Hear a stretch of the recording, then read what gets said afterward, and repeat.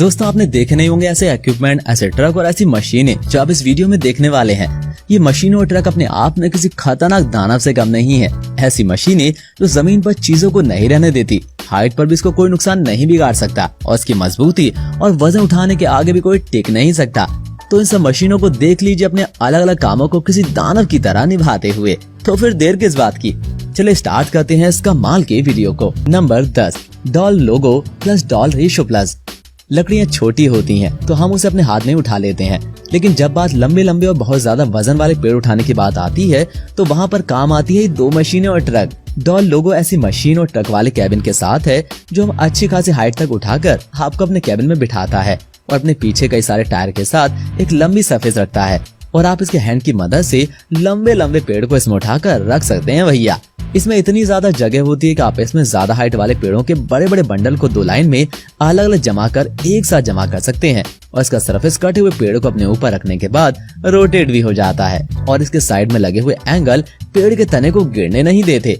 Doll ratio plus भी आपके लिए पेड़ों को उठाती है, लेकिन सबसे पहले अपने ऊपर एक ट्रॉली को उठाकर ले जाती है जो इसका एक ही हिस्सा है और जहाँ पर पेड़ को उठाना रहता है ये ट्रॉली को जमीन पर दूरी तक खिसका देती है और आप इस दूरी के बीच रख सकते हैं इसी के हैंड से उठाकर लंबे लंबे पेड़। इसके हाइड्रोलिक हैंड को आप जमीन पर टिकाकर स्टेबल के तरीके से इसके साथ होमवर्क कर सकते हैं और कैबिन में बैठे हुए इसके हैंड की मदद से ट्रॉली पर पेड़ को रखकर इसके साथ जोड़ सकते हैं और लंबी दूरी तय कर सकते हैं भैया। सड़क के रोटेशन में भी इस ट्रॉली और ट्रक की दूरी काफी ज्यादा काम आती है और टर्निंग पॉइंट पर आपको बड़ी टर्निंग रेडियस प्रोवाइड करती है, जिससे आपको पेड़ को रखे हुए मोड़ लेने में ट्रक को कोई भी दिक्कत नहीं आती। चलिए हमको दिक्कत नहीं आ रही अगले गैजेट को बताने में। Number 9, sweet एलास्काई। भारत में रेलवे ट्रैक बिछाने का सबसे पहले काम अंग्रेजों ने चालू किया था, जिसमें मजदूरों से बहुत ही ज्यादा मेहनत का काम लिया था। लेकिन रेलवे ट्रैक बनाना अब भी जारी है और अभी रेलवे ट्रैक बनना इस मशीन के साथ बहुत ही ज्यादा आसान हो गया है। रेलगाड़ी का वजन कितना ज्यादा होता है ये तो आप सभी जानते हैं। इस वजन को उठाने के लिए जितनी मजबूत चीजों की जरूरत होती है ये सब जमीन पर बिछाने के लिए और पूरा ट्रक तैयार करने के लिए ये मशीन कैपेबल है, जिसकी लंबाई भी काफी बड़ी होती है। ट्रैक बिछाने के लिए आगे बढ़ते हुए रेल सरफेस पर बिछाई जाती है और मैकेनिक ट्रेड भी अपने अंदर से निकाल दी जाती है और पत्थरों का भराव और सही से ट्रैक का जमा भी यही मशीन कर देती है। रेलवे ट्रैक को एक दूसरे से जोड़ना, उसे आगे बढ़ाते जाना इस मशीन के लिए बिल्कुल भी मजदूरों के जितना मेहनत वाला काम नहीं होता और आप एक लंबे ट्रैक को इसके साथ बहुत कम वक्त में तैयार कर सकते हैं। इसके ऊपर लंबे लंबे पैनल है जो कंक्रीट की रेल को उठाते हैं और सरफेस पर बिल्कुल इक्वली जमा देते हैं और एक दूसरे से रेलवे ट्रैक को जोड़ भी देते हैं भैया। चलिए हम आपको जोड़ देते हैं अपने अगले गैजेट से। नंबर 8, गौरैसी। टमाटर से बना हुआ टोमेटो केचप, जिसके बिना आपके पसंद की कई सारी टेस्टी डिश और फास्ट फूड में भी टेस्टी नहीं आता और कई लोग तो ऐसे हैं कि टोमेटो केचप के बिना खाना पसंद ही नहीं करते। ये टोमेटो केचप बनता है खेत से निकाले हुए इन टमाटर की मदद से। टमाटर को खेत में से निकालने के लिए अब एक एक टमाटर को पेड़ से अलग नहीं किया जाता। इस मशीन के द्वारा पूरे के पूरे टमाटर के छोटे से पेड़ को अंदर ले लिया जाता है। ये मशीन अपने निचले पैनल की मदद से टमाटर के पेड़ को जमीन से अलग करके अपने अंदर खींचने की और टमाटर से लगी हुई पत्तियों को अलग करके टमाटर को दूसरे पैनल में निकाल देती है और बचे हुए कचरे को टुकड़े टुकड़े करके अपने एक तरफ से बाहर कर देती है भैया। इसी मशीन की मदद से लाल टमाटर और हरे टमाटर अलग कर लिए जाते हैं और बिना पके हुए टमाटर मशीन के पैनल के द्वारा नीचे छोड़ दिए जाते हैं और बिल्कुल लाल कलर के इस मशीन के पैनल द्वारा स्टोरेज ट्रॉली में भरने के लिए आगे बढ़ा दिए जाते हैं। टोमेटो हार्वेस्टिंग के लिए एक ऐसा ट्रक है और एक ऐसी मशीन है जिसके बाद ना तो आपको टमाटर खेत में से निकालने की मेहनत करनी पड़ेगी और ना ही टमाटर को पत्तियों से अलग करने की और ना ही टमाटर को छांटने की। क्यों, है ना कमाल का गैजेट। नंबर 7, लाइव है क्रेन। लंबी लंबी हाइट पर बिना किसी स्थायी कंस्ट्रक्शन के काम करने के लिए क्रेन का इस्तेमाल किया जाता है। ये भी ऐसी ही क्रेन है, लेकिन इतनी ज्यादा सादा नहीं है। इसके साथ अपने कई सारे टायर हैं और इसका अपना बहुत मजबूत स्ट्रक्चर है दोस्तों। इसके साथ आप हाइड्रोलिक विंड टरबाइन की लंबी लंबी और बहुत ज्यादा वजन वाली ब्लेड को हवा में उठा सकते हैं और विंड टरबाइन की सबसे ऊंची चोटी पर इस ब्लेड को पहुंचाकर यही क्रेन की मदद से लगा सकते हैं। 586 हॉर्स पावर की ताकत इसमें दी गई है और अपने एक ही क्रेन हैंड की मदद से 700 टन तक का वजन हवा में उठा सकता है और वो भी 54 मीटर की ऊंचाई तक। अगर आपको लंबी क्रेन बनाना है और क्रेन को एक दूसरे से जोड़ना भी है और उसे हवा में भी लटकाना है, तब भी आप इसका इस्तेमाल कर सकते हैं। ये लंबी लंबी ऊंचाई पर जाकर बड़े बड़े वजन को एक जगह से उठाकर दूसरी जगह पहुंचा देने का काम कर देती है और पूरी तरह से बंद हो जाने के बाद ये तेज रफ्तार से सफर करने वाले ट्रक की तरह सरफेस पर चलता भी है। चलिए हम चलते हैं अपने अगले गैजेट की तरफ। श्योरलेग ट्रांसपोर्टर्स। बड़े बड़े शहर, बड़े बड़े इंडस्ट्रियल इक्विपमेंट, यहाँ तक कि लिक्विड पेट्रोलियम का कोनिकल क्यूट अपने ऊपर उठाकर ट्रांसपोर्टेशन करवाने वाला ये एक ऐसा मैकेनिज्म है, ऐसा व्हीकल है जिसके ऊपर बहुत ज्यादा वजन रखा जा सकता है।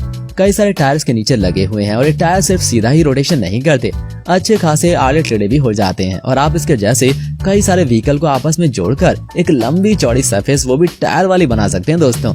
इसके आगे किसी भी तरह का कोई ट्रक नहीं लगा हुआ है और ना ही इसे किसी को धकेलने की जरूरत पड़ती है। इसे तो रिमोट कंट्रोलर के द्वारा कंट्रोल किया जा सकता है और ये अपने आगे सिर्फ हवा में लटकने वाला एक इंजन रखता है। इसके ऊपर इतनी लंबी और चौड़ी चीजें रखी जा सकती हैं जो खुद अपने आप में एक बड़े स्ट्रक्चर की तरह दिखाई देती हैं। और अगर आप भी कुछ बहुत ही बड़े और ज्यादा वजन वाले इक्विपमेंट को एक जगह से दूसरी जगह ले जाने की सोच रहे हैं तो इसे आप इस्तेमाल कर सकते हैं भैया। नंबर 5, एब मैरीन।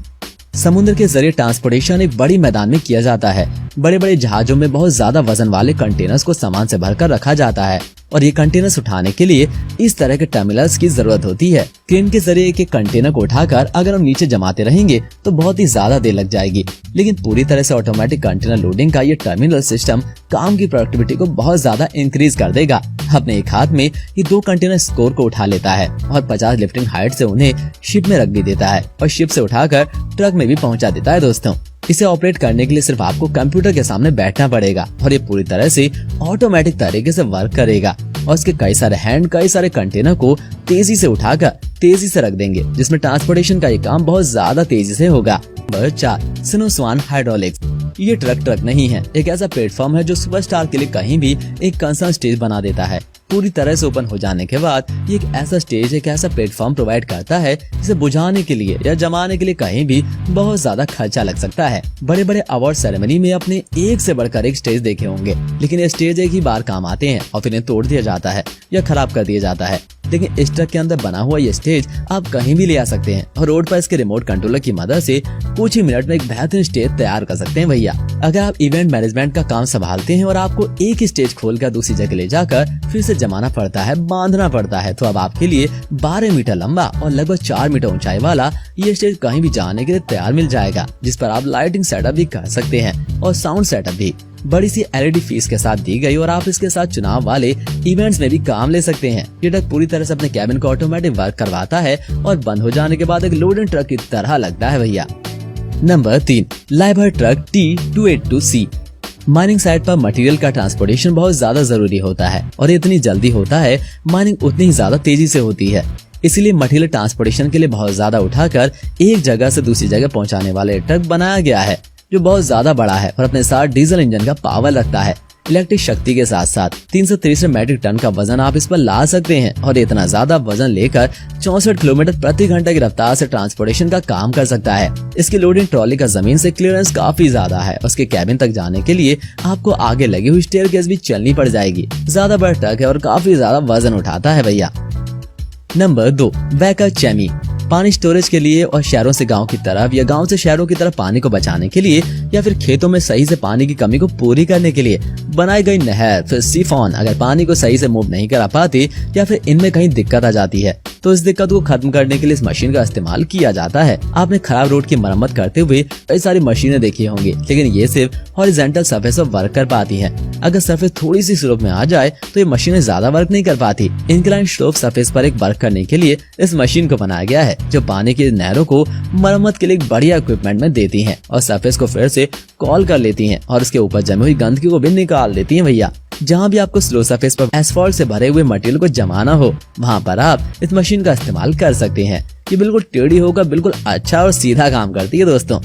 नंबर 1, कैसल्ला। पानी के फुहारे में बारिश वाला एहसास अब आप अपने खेत में खड़े होकर इसके साथ हर वक्त ले सकते हैं और खेत में इरिगेशन की प्रोसेस को कंप्लीट कर सकते हैं। अगर आप अपने खेत में पानी अच्छी खासी कैपेसिटी में होने के बावजूद भी सही से नहीं पहुंचा पाते तो अब इसके साथ आपके खेत में पानी लंबी दूरी तक भी अच्छे खासे तरीके से पहुंच जाएगा।